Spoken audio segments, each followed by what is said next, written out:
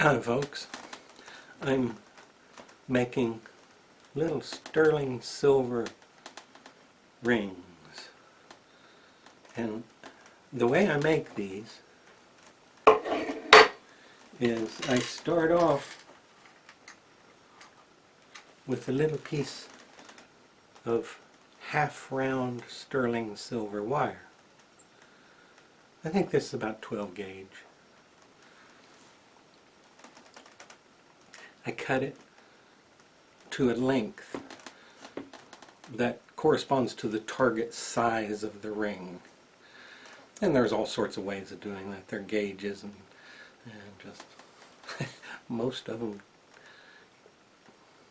require experience to use because you get way off. Anyway, once you cut it to length, then I file it and make it square on both ends. And then I bend it around until the ends touch. And that's probably the most important part of making a ring, is getting those ends to touch correctly. You need it filed very squarely, and these two ends of the wire need to align correctly, so that whenever you look at that joint like that, you don't see light. If you see a gap, then it's not going to be aligned correctly, if you're square, that is, and it will, you'll not get a good joint. I don't try to make them round, not at all. This one right here, you can see is kind of shaped like a rock. It's not even egg-shaped, it's all wonky. But that's okay. It doesn't need to be round, not at this point. Then I solder it. I usually take it out on my back deck to do my soldering. Got plenty of fresh air there. Yesterday when I soldered these, this is Monday, and I started on these Saturday morning at a market where I cut it and cut the pieces and file the ends. I've got about 70 of them here, so it doesn't all happen in one day. Yesterday I soldered them, and then I started rounding them. Now once they're soldered, that's when I make them round. And I take one of these little mandrels, and this is a rawhide hammer, and I just hammer it until it's round. And this does a couple, I'm down where you can't see, but this does a couple of things. It makes it round, but it also tests that joint, because I'm hammering on this. Now I hammered on my finger there. That wasn't very smart. You'd think I might not have done this before. And see, it's on there, and it's not, it don't want to come off. That's because it's on there really tight. And being on tight, this particular mandrel has these little tiny, I don't know, I can't even see them, but I can feel them, little tiny grooves. And so as you push it on, it grabs it. It holds on. So you got to knock it off. But now it's round, and it's also, that joint has been tested, because if it was going to break very easily, I would have done it by then by forcing it down on that round wedge shaped thing. That pulls it apart. And if anything's wrong with the solder, this is what happens. See that break there? See, I can open it right up. I've got 3 of them here I've broken, and I'm past the halfway point on these 70 rings. And only having 3 broken, that's not bad considering the conditions yesterday. it was a bright sunny day. I'm out soldering, which means if it's better if it's a little dimly lit area, because then you can see the heat. You can see the color of the metal changing. You can see your fire. If it's out in bright daylight, it's hard to see any of that stuff. So you don't really know how hot you're getting your temperatures. And I've probably got 40 of them there, and I've only got 3 broken. That's not too bad. Plus, not just the brightness and my error factor, but it was also really windy yesterday. And I'd be holding the torch and I'd see the flames turning around, coming back at me again because of the wind. You know, we're talking little bitty flames like that, but still, those are not optimum soldering conditions. So having 3 broken rings is no big deal. And that's also part of the reason I make a lot of these at once. I've never made 70 at once. Usually I make about 25 or 30. And I know out of the quantity that I'm making, I'm going to break a few. And once I get these hammered round, oh, the other thing it does, it makes them round, it tests that joint, and I buy dead soft metal, which means it's been heated and allowed to cool. Probably quenched. Quenching does not make silver hard like it does with steel, so it stays soft. Or for the most part anyway. How you harden silver, you want to harden it most of the time before you produce a finished piece, because you don't want this, you don't want somebody, if I take these rings here, I can sit there and pinch them and bend them. You don't want to do that once it's rounded. Hammering it is called work hardening, and that will make the ring hold its shape because it's hammered on. So I work harden the ring,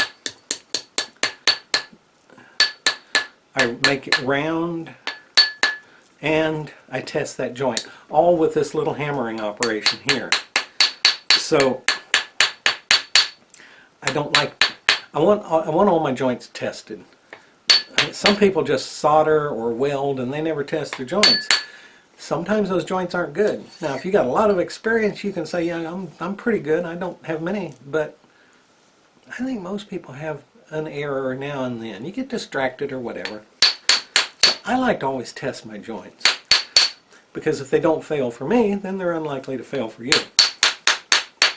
Now, why am I making 70 rings? Well, these little guys, that one's going to need to be flattened a bit. Flattened in that going the other direction. It's February, and winter like this, I get lots of stuff. Everybody wants to buy stuff. Would you make this for my wife? I want a Christmas present. You know, you got all that kind of stuff. A lot of Christmas shows. In the fall, that's when you got most of your festivals. You got more festivals in the fall than any other time. January and February is pretty dead, at least in my neighborhood. If I wanted to go down to Florida, I could, but I don't do that now. I don't do those kind of festivals, or the far distant ones. Not for the most part. Every now and then I'll do one that's remote, but mostly I stay here in Virginia, and I do festivals around the state. You need inventory to have stuff to sell. My first choice is making custom pieces. I wanted one-of-a-kind pieces, and ideally I like to have somebody in mind that I'm making for this. So if you're going to go to festivals, you got to have inventory, because you can't be making custom pieces for people unless you've been going to the festival for quite a while and know that these people are going to show up and they're going to buy the piece that you made for them. You need stuff on your table that passerbyers can buy. And you need stuff that they can afford. Now I've got some pieces. Sold one the other day for $350. I don't. That's getting into the price range that I like. I like making things, because if I'm going to charge that much for it, it's because I'm putting a lot of time and effort into it, and I like doing that. I like to slowly take my time and make a really cool piece. And you know, it's not cheap to do that. I don't have anything over $1,000, not yet anyway. But at these little festivals and markets, a market, you can maybe get away with some of the higher end stuff because you go to those regularly and people get to know you. At a festival, they may not know you. Now you'll have some repeat customers if you go to the same festival every year, and you will have some people seeking you out. They'll find out, oh, you're going to be at that festival, I'm going to go, because they know you and they like your stuff. But most people at a festival are just the people walking up and down the street looking at what people have for sale. And I sell nothing but sterling silver.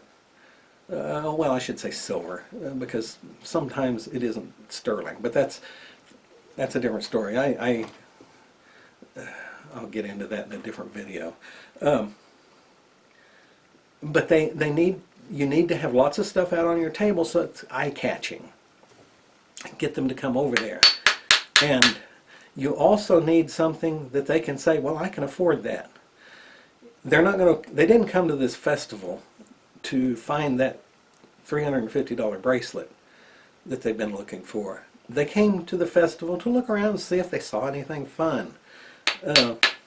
You're competing with people who are selling candles and little wooden signs and soap, and most of the stuff that you're going to find at a festival is going to be something that people can pull money out of their pocket and pay for. They don't normally bring hundreds of dollars. Now they've got their plastic and they can buy it, but it's not going. The first choice as they're wandering around looking, they're looking for something unique. But it's also they're paying attention to prices. You know, everybody does. You got to pay attention to prices.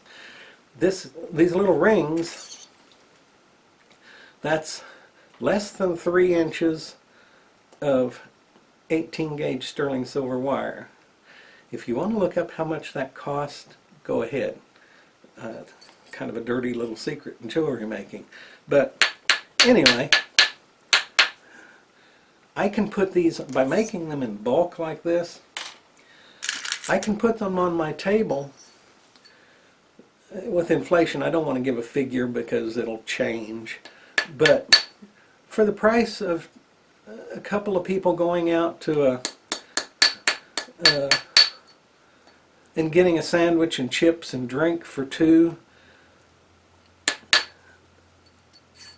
I can produce a ring that I can make a little bit of money on. I do make money on these.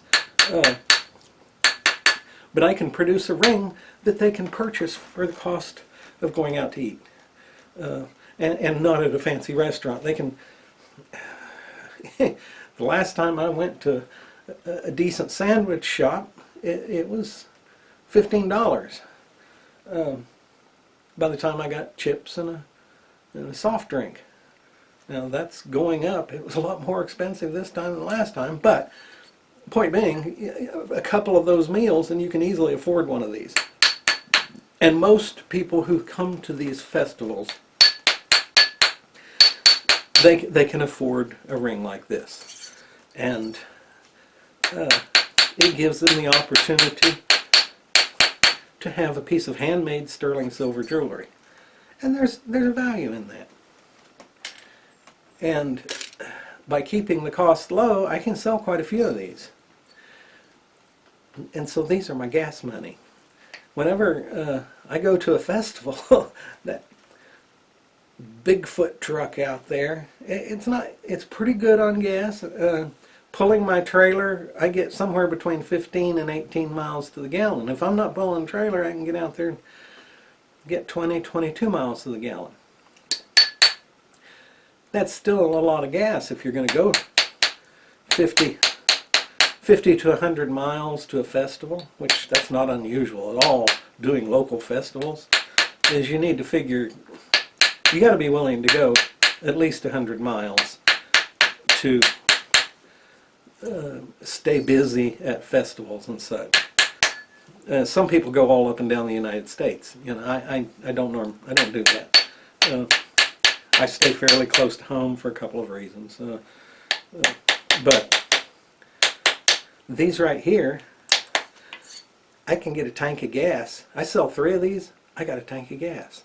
And at any given festival, if you've got any attendance whatsoever, I can sell 3 of these. So I need to sell a little bit more to pay for my booth fee, but I refer to these as my gas money. And I'm making 70 of them. That's going to take care of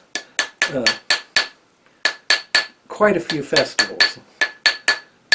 Now I will have to make more, of course, because I try to, I'm not just going to take 70, I'm going to take, I don't know, 100 rings, 150 rings. It depends how many I've got at the time. And I'm making 70 right now because I'm running low. I'm making size 5 to size 7.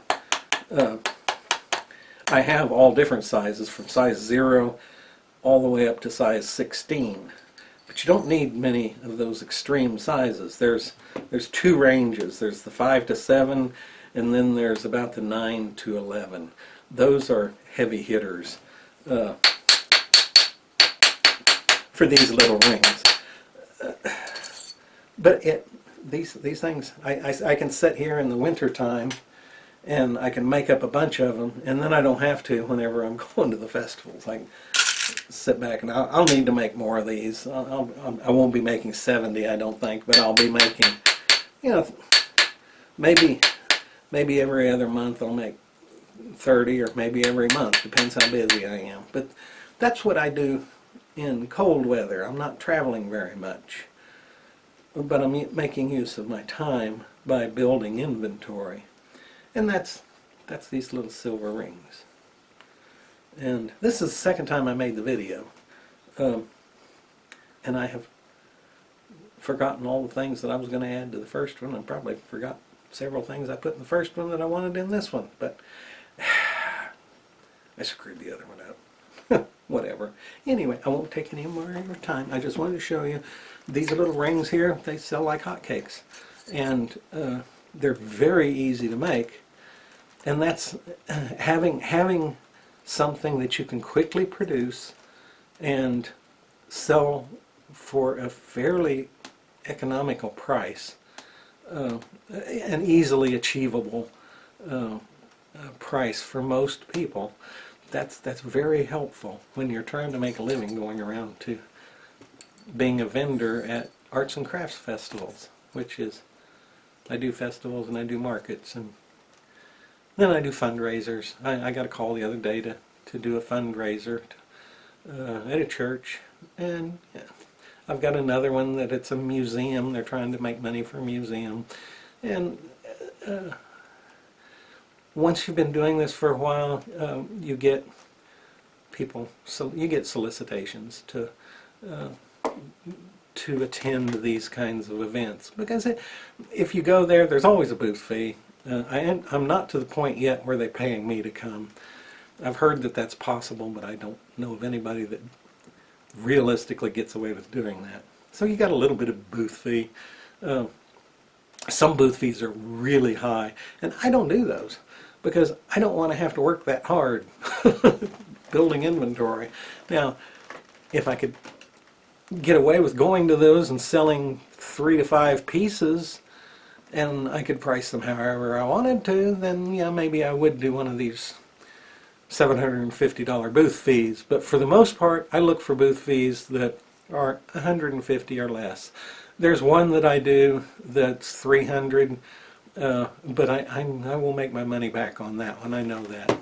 But anyway, that's winter time in the truck camping and festival attending kind of vendor lifestyle.